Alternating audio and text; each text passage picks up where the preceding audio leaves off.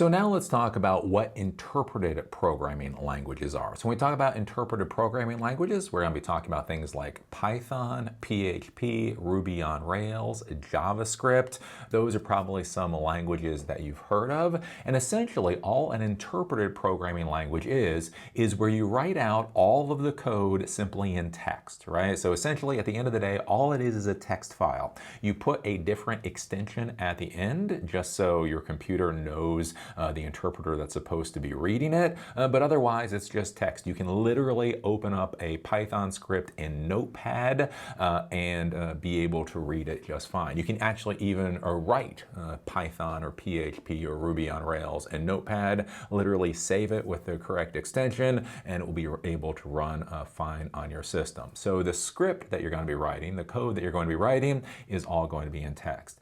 What you have then is an interpreter that has to be installed on the system. So that's a very important thing to understand, is that the interpreter has to be installed on the system. So if you create a Python script, the Python interpreter isn't installed on the system, then when you go to run the Python script, it's simply not going to run right. It's simply not going to run because the interpreter isn't there. The interpreter is a piece of software that's installed onto your system, and its only task is literally to interpret the code that's been created and turn that into the application, essentially, basically on the fly. Now, one of the quirks that you're going to run into with these interpreters is, since they are programs, there are versions of these interpreters. So if you're dealing with Python, right, there's Python version 3.9 and 3.10 and 3.11 and 3.12 and 3.13 is the current version that we're on. And so there are different versions. And an important thing to understand is with the different components in the coding language, some of those components will work with certain versions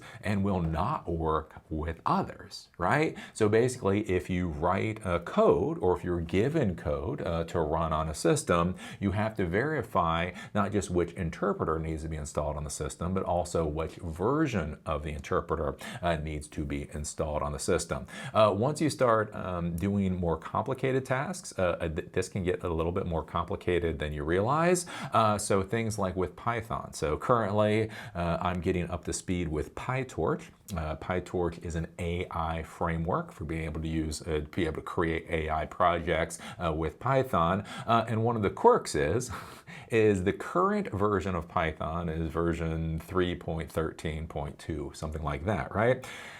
Weirdly enough, PyTorch only functions properly up to Python 13.12. For whatever reason, there was some change between 3.12 and 3.13. There was some change there. PyTorch does not work properly with 3.13. It will work properly with 3.12, and that is one of the things that you're going to have to consider when you're going to be creating your code. And it's also one of those quirks. So for most of us, again, as an old school IT person, I just figure you update your system to whatever the latest is. Like the first thing that I do, if I'm going to support a system, I'm going to update everything on that system to make sure it's all up to whatever the latest version is. Again, with Python, if you do that, all of a sudden you might break a lot of code, which might be a really, really, really bad thing. So that's going to be one of those things that you're going to have to consider. The nice thing about interpreted languages is that essentially you can write your code once and then be able to run that code on any system that the interpreter can be installed on. So when you talk about compiled programming languages takes your code, compiles it into files that are essentially machine readable, so like executables that are machine readable. The thing with compiled programming languages is it gets compiled for each operating system, right? So if you compile it, you'll have one version for Mac. And then in order to make it work properly on a Windows system, you have to do something called porting, which can be a very difficult, nasty process, and you will port it to the Windows operating system. You might port it to the Linux operating system. There's a lot that goes into that with compiled programming languages. The great things about interpreted programming languages is that basically, as long as the interpreter is installed on the system, your code should just work across any operating system. So if you create Python code and you create it on a Mac, you can run that Python code on a Windows system as long as it has the Python interpreter installed. You can run that Python code on a Linux system, again, as long as the interpreter is installed. You don't have to port anything. You don't have to make a lot of modifications. Now, I do have to caveat that. Again, we are in the technology world. Nothing is perfect.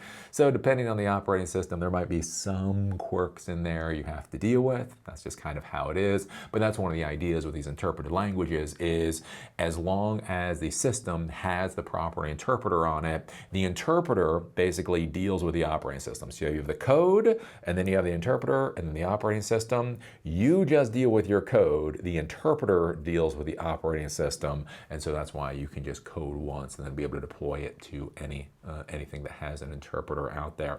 So that's the basic idea with interpreted programming languages. The big thing that you have to consider with these interpreted programming languages is you do have to install them onto the system. So if the interpreted language isn't installed on the system, that can be a problem. This can be a big issue when you use hosted solutions. So let's say you go to GoDaddy or you go to somebody that basically rents servers in the cloud, something like that. If for some reason they don't have the interpreted language you need on their systems, you might not be able to install it. This might be an important thing, again, with your infrastructure. Let's say you're working at a company, you realize Python is the way to go, right? You take some of my Python classes and you realize that that's the language everything needs to be written in.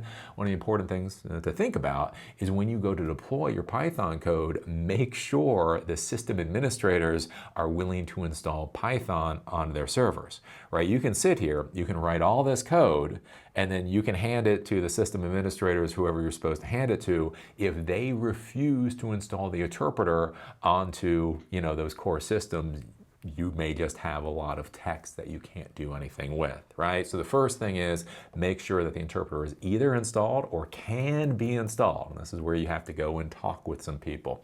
And then if it's able to be installed, again, do realize that it's going to be an application. You can run into some quirks with things like security software. So if you go to install the interpreter onto a system, maybe depending on how your security is set up, that may cause some weird kinds of problems, that type of deal. And again, you've got those versions. So with the script that you've created, verify what versions of the interpreted language that script will run on and what versions it won't. Again, most of the time, you're going to want the latest version of the interpreter on the system. That's just generally considered the most secure way of doing things. On the other hand, again, I'm dealing with pyTorch right now, and pyTorch 3.12, that's all it wants. It doesn't want anything newer than that. And that can be a nightmare when you're just sitting there and you're like, why is this code not functioning? So that's what we're talking about when we're talking about interpreted programming languages.